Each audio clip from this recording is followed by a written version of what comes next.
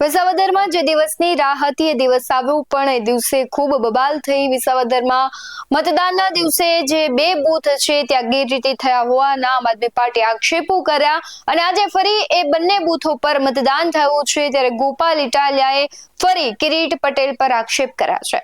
નમસ્કાર, આપની સાથે હું ભગવતી વિસાવડિયા। આમ આદમી પાર્ટીના ઉમેદવાર ગોપાલ ઇટાલિયા છે છેલ્લા કેટલાય સમયથી વિસાવદરમાં ધામા નાખી રહ્યા છે। આમ તો તે કહેવાય છે કે ભારતીય જનતા પાર્ટી પર આક્ષેપ લગાવી રહ્યા છે કે માલીડા 86 અને નવા વઘાણિયા 111 ગામમાં જે ફરી મતદાન થયું ત્યાં કહેવાય છે કે નકલી અને બોગસ મતદાન થયું હતું। તેને લઈને તેમણે ચૂંટણી પંચમાં ફરિયાદ કરીને ફરિયાદના આધારે જ આજે બંને ગામોમાં ફરીથી મતદાન યોજાયું છે। ત્યારે આજે પણ કહેવાય છે ગોપાલ ઇટાલિયા છે તે કિરીટ પટેલની ધરપકડ થાય તેવા આક્ષેપો કરી રહ્યા છે। તેમણે કહ્યું કે કિરીટ પટેલની ધરપકડ ક્યારે થશે, કારણ કે તેમના જ કારણે આ બંને બૂથ પર ફરી વખત છે મતદાન થયું છે। શું કહી રહ્યા છે ગોપાલ ઇટાલિયા તેના પર નજર કરીએ। અત્યારે હું અહીંયા ભેસાણ તાલુકાના માલીડા ગામમાં ઊભો છું।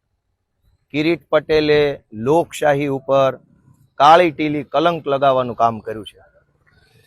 કિરીટ પટેલે ગુંડાગીર્દી કરીને ચૂંટણી પ્રક્રિયા ઉપર અને ખાસ કરીને જુનાગઢ જિલ્લામાં એમાંય વિસાવદર વિધાનસભામાં કલંક લગાવવાનું કામ કર્યું છે। આ વિસાવદર વિધાનસભાના ઇતિહાસમાં ક્યારેય બીજી વખત ચૂંટણી નથી થઈ, પણ આજે આ માલીડા ગામમાં બીજી વખત મતદાન ચાલે છે। આજે 21મી તારીખ જૂન મહિનો, દોસ્તો 19 તારીખે જ્યારે મતદાનનો દિવસ હતો ત્યારે હું આ પંથકમાં આ ગામમાં હતો અને આગળ કરિયા ગામમાં હતો, એની આગળ વાઘણિયા ગામમાં હતો। કિરીટ પટેલ પોતે ગુંડાઓની જેમ અને એની હારે બીજા 10, 15, 20 જેટલા ગુંડાઓ કાળા સ્કોર્પિયો લઈ સૌથી પહેલા વાઘણિયા ગામમાં બોગસ મતદાન કિરીટ પટેલે પોતે કર્યું। ગુંડાઓની જેમ મારામારી કરી, પ્રિસાઇડિંગ અધિકારને માર માર્યો, બોગસ મતદાન કર્યું। વાઘણિયાથી આગળ નીકળી કરિયા ગામમાં કિરીટ પટેલ અને એના ગુંડાઓ આવ્યા। કરિયા ગામની અંદર પણ બૂથમાં ઘૂસી જઈ પ્રિસાઇડિંગ અધિકારીએ ગાળી ગલોચ કર્યો, મારામારી કરી। ત્યાંથી આગળ નીકળી અને આ માલીડા ગામમાં આવ્યા અને હું 19 તારીખે પાછળ જ હતો। હવે સમજવાનો પ્રશ્ન એ છે કે લોકશાહીની દુહાઈ આપતા, ભારત દેશના નામે મોટા મોટા નારા બોલાવતા ભાજપના માણસો કેટલા હલકી માનસિકતા ધરાવે છે એનો એક દાખલો જુઓ કે આ માલીડામાં આજે બીજી વખત મતદાન થાય છે।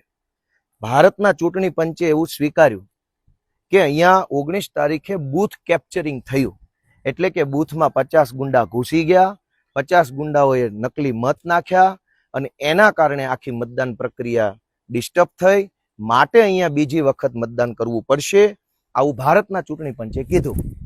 પણ જુનાગઢ જિલ્લા પોલીસે મારી જાણમાં છે ત્યાં સુધી, અત્યારે જ્યારે આ વિડીયો બને છે ત્યાં સુધી મેં બધે ફોન કર્યા, જાણકારી મેળવી, કદાચ થઈ પણ ગઈ હોય પણ મારી પાસે માહિતી નથી કે આની FIR થઈ ગઈ।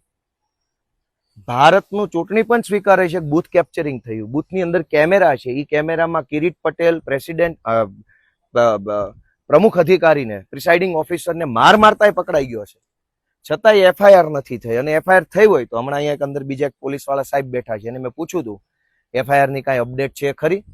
એટલે એને બહુ મામૂલી એવી હા પાડી। એટલે મેં એને પૂછ્યું કે નામજોગ થઈ છે કે અજાણ્યા વ્યક્તિઓ સામે?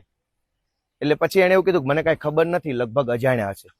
એટલે બે વાત છે, એક તો FIR થઈ છે કે નહીં એની કોઈ અપડેટ કોઈની પાસે નથી, થઈ પણ ગઈ હોય તો 100% મને ગળાઉધી વિશ્વાસ છે કે જે આ ગુંડાઓનું ટોળુંનું નેતૃત્વ કરતો હતો કિરીટ પટેલ, એનું નામ નહીં હોય FIR-માં। બીજી વખત મતદાન થાય છે પણ આ 48 કલાક થઈ હોવા છતાં FIR હજુ નથી નોંધાઈ કે બૂથ કેપ્ચરિંગ કોણે કર્યું। વાઘણિયા ગામમાં અને માલીડા ગામમાં કિરીટ પટેલે પોતે પ્રિસાઇડિંગ અધિકારીને માર માર્યો છે, મહિલાવારે ઝપાઝપી કરી છે, એ વાત CCTV કેમેરામાં આવી ગઈ છે અને છતાંય FIR થઈ નથી અને કદાચ થઈ હોય તો એમાં કિરીટનું નામ નહીં હોય એનો વિશ્વાસ છે। જો આટલી હદે ચૂંટણી તંત્ર ફૂટેલું હોય તો ભાજપના એક પણ કાર્યકર્તાએ ભારત માતાની જય બોલાવવાનો અધિકાર નથી। ભારત માતાની જય બોલાવીને ભારતની ચૂંટણી પ્રક્રિયામાં મારામારી કરતા ગુંડાઓને ભારત માતાનું નામ લેવાનો હક નથી। મિત્રો, ભારત માતાની જય બોલાવી અને ચૂંટણીઓમાં ગુંડા મોકલી ભાજપનો ઉમેદવાર કિરીટ પટેલ પોતે પ્રિસાઇડિંગ અધિકારી હારે મારામારી કરે છે, પોતે માર માર્યો છે. અને ભાજપના માણસોએ માર ન માર્યો હોત તો અત્યાર સુધીમાં FIR ને ધરપકડ ને સરઘસ ને બધું થઈ ગયું હોત. જો ભાજપ સિવાયની પાર્ટી કે અપક્ષનો કોઈ વ્યક્તિ હોત મારામારી તો આ બધા સિંઘમ ઉભા લુગડા કાઢી નાખે. પણ હવે કિરીટ પટેલે પોતે માલીડામાં આવી અને પ્રિસાઇડિંગ અધિકારને માર માર્યો છે. બૂથની અંદર રહેલા CCTV કેમેરામાં આ ઘટના આવી ગઈ છે. છતાંય તે જુનાગઢ જિલ્લાના સિંઘમમાં ગાંડુભાઈ કેમ હાલે છે?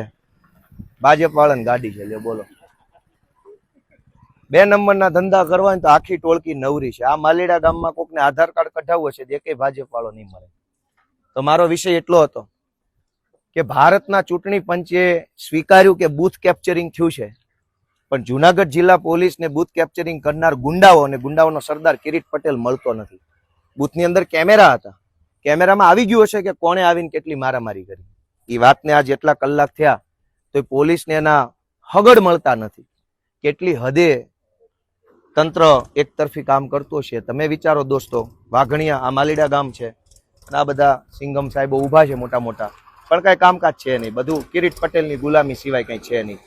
હું બોલું, ગોપાલ ઇટાલિયા બોલે તો બધાને કડવું લાગે છે, દેશી ભાષામાં વહમું લાગે છે. ગોપાલ ઇટાલિયા આમ બોલે છે, તેમ બોલે છે. અમે બૂથમાં જઈને કોઈ પ્રિસાઇડિંગ અધિકારીને લાફા નથી મારી લીધા. અમારા શબ્દો કડવા છે, અમારું કામ હલકું નથી. કિરીટ પટેલે આ માલીડા ગામની આ સ્કૂલમાં આવી પ્રિસાઇડિંગ અધિકારી મહિલાઓની હારે ઝપાઝપી કરી લીધી. CCTV કેમેરામાં છે. ચૂંટણી પંચ છે એ ધૂતરાષ્ટ્ર બની ગયો, એને કઈ દેખાતું જ નથી. આંખે અંધાપો આવી ગયો છે. 2 તાળા આવી ગયા ચૂંટણી પંચને. બીજી વખત ચૂંટણી થાય છે પણ આરોપી નથી ખબર પડતી કોઈને. તો આટલી હદે ખુલ્લે આમ ગુંડાગીર્દી કિરીટ પટેલે કરી વિસાવદર વિધાનસભાની અંદર કલંક લગાવવાનું કામ કર્યું છે. આ વિસાવદર વિધાનસભામાં કેશુ બાપા જેવા, રત્ના બાપા જેવા, પોપટ બાપા જેવા, કુરજી બાપા જેવા સન્નિષ્ઠ આગેવાનો આ પંથકમાંથી પેદા થયા અને જનતાનું નેતૃત્વ કર્યું. આ તમામ આગેવાનોએ આ જનતાને બળ આપ્યું, હિંમત આપી, મદદ આપી. અને જે ધરતી ઉપર કેશુ બાપા કે રત્ના બાપા કે કુરજી બાપા જેવા આગેવાનો, એ ધરતી પર આ કિરીટ જેવા ગુંડાઓ આવ્યા. એટલે કેટલી હદે પતન થયું હશે વ્યવસ્થાનું, એ તમે વિચારો, ન્યાય નિર્ણય કરો. પરિણામ જે આવે તે. સૌને ભારત માતાની જય. તમને શું લાગી રહ્યું છે? ગોપાલ ઇટાલિયા જીતશે કે ભારતીય જનતા પાર્ટી કે પછી કોંગ્રેસ છે તે જીતશે? કમેન્ટ કરી જરૂરથી જણાવજો.